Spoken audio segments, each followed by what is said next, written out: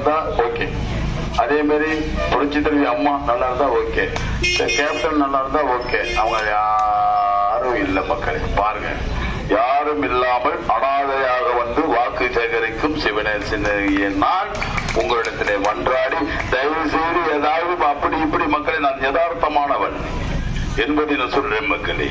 ஆகையினால நீங்க நல்லா இருக்கணும். எம்ஜிஆர் அவங்க எல்லாம் முடிஞ்சது இல்லையா?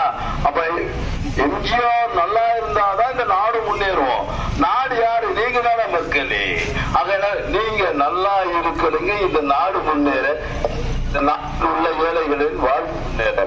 ஆகையினாலே தேசிய முற்போக்கு திராவிட கழகத்தின் சார்பாக நிறுத்தப்பட்ட நான் இத வந்திருக்காங்க மாவட்டத்தில் எம்எல்ஏ அவர்கள், அவங்க ஜெயிக்க வைக்க போறாங்க.